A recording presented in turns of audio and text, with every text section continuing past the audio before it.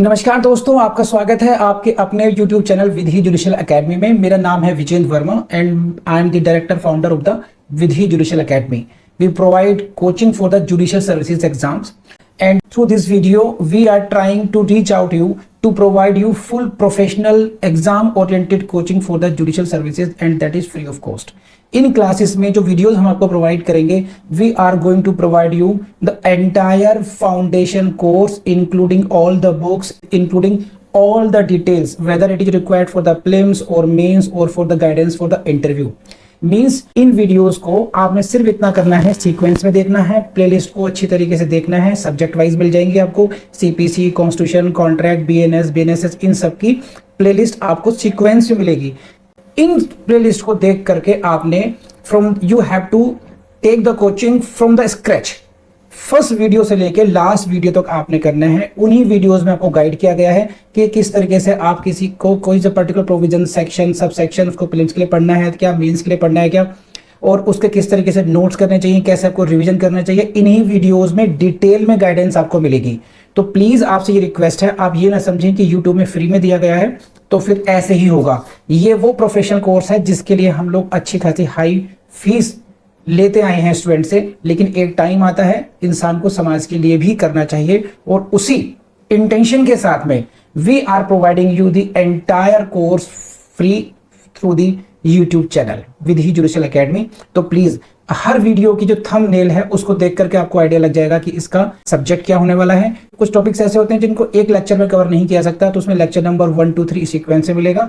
Please उस तरीके से देख लीजिएगा, और नोट्स आपको अपडेटेड मिलेंगे, उसके लिए कहीं जाने की जरूरत नहीं है। नोट्स का जो लिंक मिलेगा आपको डिस्क्रिप्शन बॉक्स में मिल जाएगा आपको।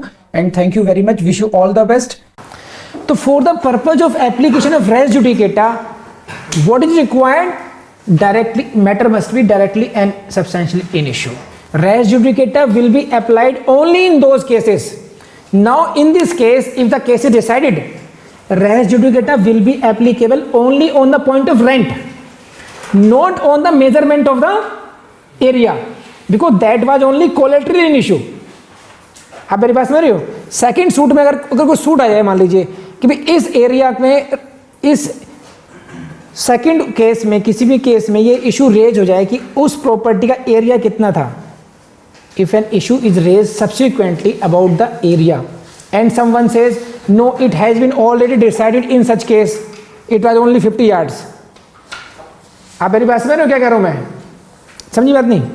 देखिए, आज डिसाइड हो गया 2019 में, it has been decided in this case, no, rent is 50,000 due as claimed by the plaintiff, and the area of measurement we have come to the decision, to the final decision and conclusion that area is also 100 meters. समझ रहे हैं बात ये? अब किसी और case में subsequently after 5 years an issue is raised in the court regarding the area of the property. Now someone says this matter has been already decided, area is 100 meters. Now this is res judicata. No, because in former suit this issue of the area was only collaterally and incidentally in issue, it was not directly and substantially in issue. Please raise hand। बात समझ में आ गई नहीं? आ गया भी है तो उसका मतलब क्या है यहाँ पर? ये आई होप कि मेहनत थोड़ी कामयाब होनी चाहिए। किसको समझ में नहीं आया अभी भी है? किसको समझ में आ चुका? कुछ लोग ना इधर जा रहे हैं, उधर जा रहे हैं। चलिए, so this is what, so every suit involves matters in respect of which relief is claimed by the plaintiff. Such matters are necessarily matters which are directly and substantially in issue. You can say the matters in respect of which relief is claimed. In our example, relief was claimed in respect of rent. Therefore, that matter may be called as directly and substantially issue.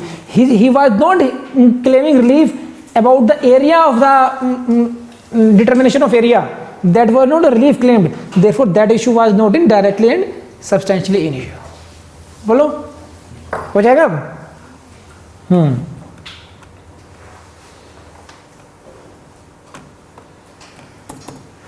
However, the suit may also involve matters in respect of which relief is not claimed.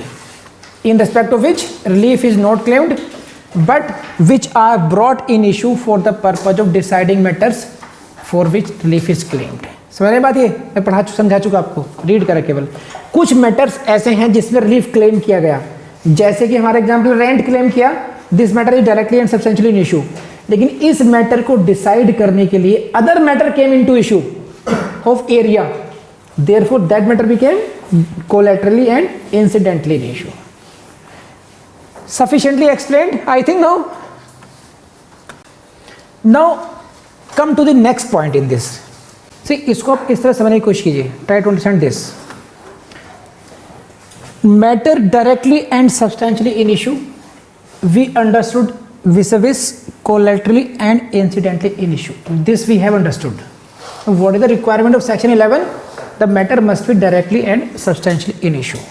Now, how can a matter be so that it directly in issue, directly and substantially in two ways? Either it can be actually in issue or it can be constructively in issue. आप समझ रहे हो क्या कहना चाह रहा हूं मैं?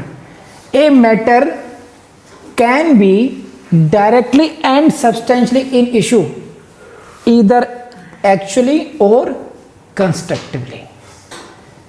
Explanation third will deal with the situation actual and constructively will be dealt by explanation fourth. Explanation third and fourth. अब इसको समझिए, एक्चुअल का मतलब क्या है? This is explanation third. A matter is actually in issue when it is alleged by one party and denied or admitted by the other party. When I am saying कि I am you need to give me rent, I am claiming rent, I am bringing a suit for rent and you are denying it.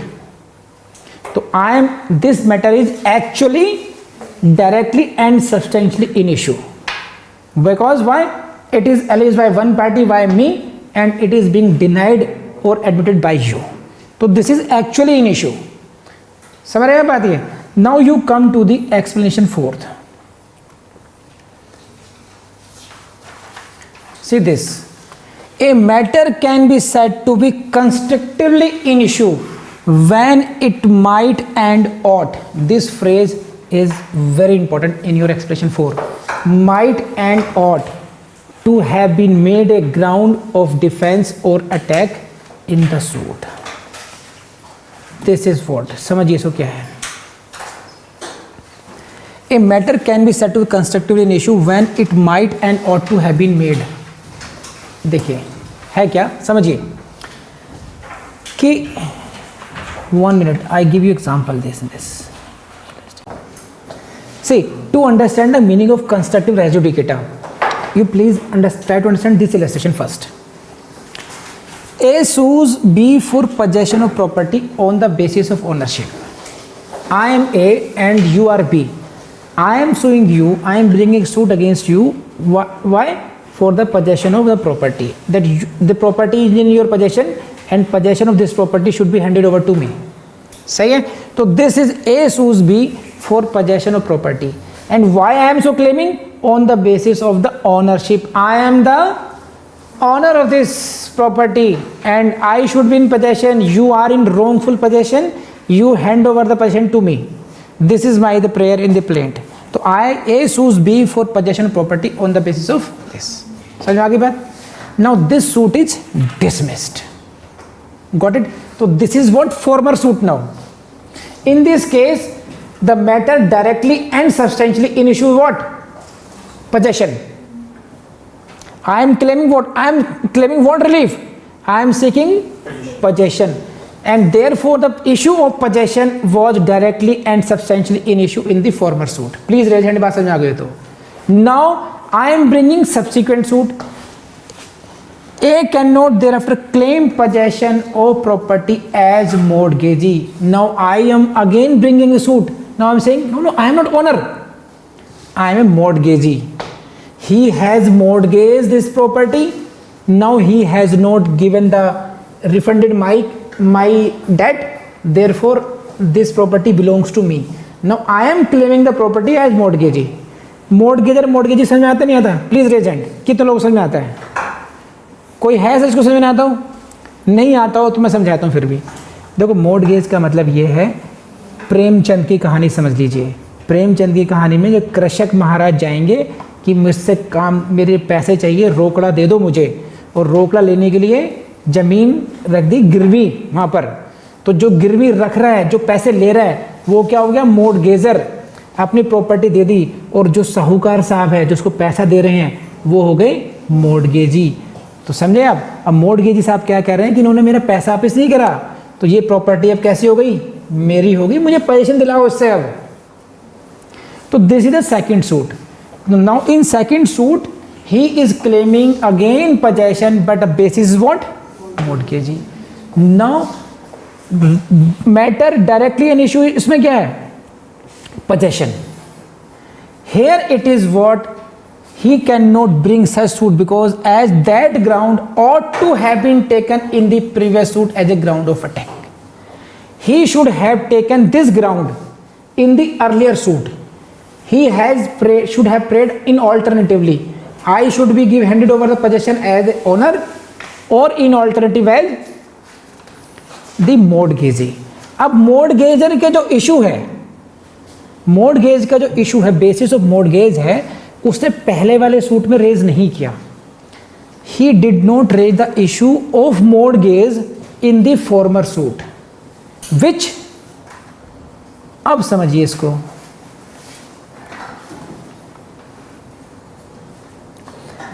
Any matter which might and ought, these two words very important words, might and ought, any matter, in our example this is the matter of mortgage which might and or जिसको raise किया जा सकता, to have been ground of defense or attack in such former suit shall be deemed to have been a matter directly and substantially in issue in such suit। जिस matter को आप farmer suit में raise कर सकते थे, तो ये आपने किया नहीं, भले ही ऐसा माना जाएगा, you raise that constructively, it will be shall be deemed to have been raised, to have been, it shall be deemed to have been a matter directly and substantially in issue। तो you can say this issue was constructively, directly and substantially in issue। Actual issue क्या होता, actual issue कौन सा हो गया पहले वाले suit में, अब वो तो नालायक से, नालायक मतलब प्यार में कहा गया, माइंड में मत लेना। देखो this is in our suit, matter of possession was directly and substantially in issue. सही है, I was claiming relief of possession from you and you are denying for this, तो this was matter directly and substantially in issue. Got it? Now on what basis I was claiming, as the ownership, तो this was the, we can say the owners on the base, the possession on the basis of ownership was in issue directly, actually in issue, because I was claiming to be owner, you are denying to be the owner, so this was the actually। and now second ground जो mortgagee के है, that the basis of mortgage might and ought to have been raised, वो हो सकता था लेकिन मैंने नहीं किया, then because of explanation fourth it shall be deemed to be indirect and substantial issue। तो जो मोर्टगेज की डेफिनेशन, जो मोर्टगेज के बेसिस है, वो उसको मान लिया जाएगा कि this issue has also been raised but and decided. So both matters, one matter was directly in issue, actually in issue you can say, and other matter was constructively in issue because it was ought and might have been. Please raise hand अगर बात समझ में आ गई हो तो। सही है, तो अब थोड़ा सा और टेक्निकल पार्ट देख लेते हैं इसमें। ये मेन इशू समझ में आ गया आपको? अब मैं इसके फाइन प्रिंट्स आपके सामने लाता हूँ क्या क्या है इसमें। सो अब थोड़ा इसको मैं सम अप करने की कोशिश करता हूँ। I try to sum up this issue. Now you see the fine prints in this. What we have been discussing, matter, this is the first requirement for the application of section 11. What was that? The matter must be directly and substantially in issue, and for that purpose we have read we are going to read expression 3rd and expression 4th as well. Now to constitute a matter res judicata, it is essential that it must have been directly and substantially issue as distinguished from collaterally or incidentally in issue in the former suit। Please raise hand अगर ये बात समझ में आती है आपको. I have explained it very good. Now when can we say a matter cannot be said to have been directly and substantially in issue unless it was alleged by one party and either admitted or denied. See, दोनों बातें हैं. It is not only denial. Even if you are admitting it, it is an issue. Why? Because I am claiming relief. तो test है. When you can say this matter is an issue, this is what? That in respect of which relief is claimed by the plaintiff. That matter we can say this is what? Directly and substantially in issue. Explained? पढ़ लिया आप लोगों ने? समझा चुका मैं आपको?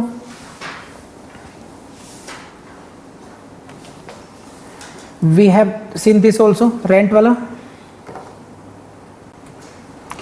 चलिए देखिए, अब कंस्ट्रक्टिव रेस जुडिकेटा का I have explained you the meaning of constructive res judicata and other जो details हैं, other details regarding on this issue shall be dealt in the next class because that requires time.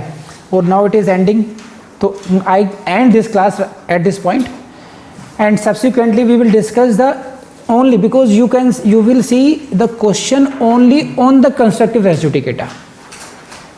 There may be a question solely on the issue of constructive res judicata, so it needs some kind of respect, so we will deal it in detail as well. We have understood the meaning of constructive res judicata. Fine. आपको अक्सर ऐसा लगता होगा लोग fail क्यों होते हैं इतना, फिर तो देखिए वो जो फेल होते हैं उनसे जाके पूछो कि पढ़ने का तरीका क्या है. अगर आपने पढ़ने का वो तरीका अडॉप्ट किया जो इन वीडियोस में समझाया गया है, 101% आप ऑफिसर हो गए और मिनिमम टाइम में हो गए आप लोग. बस आपको कहीं और कोचिंग करने की जरूरत नहीं है. बिलीव मी, ना विधि जुडिशियल एकेडमी में भी नोट्स आपको एडमिशन लेने की जरूरत नहीं है. आप इन वीडियो से जज बन सकते हैं, इस बात को ध्यान रखिएगा. Just keep learning. एंड अगर हो सकता हो, बहुत दिक्कत नहीं हो, तो प्लीज लाइक भी कर दीजिए, कमेंट भी कर दीजिए और इन वीडियोस को शेयर भी कर दीजिए. हो सकता है आपके हाथ से किसका भला हो जाए, है कि नहीं है. Okay, bye bye and see you in the next video. Thank you.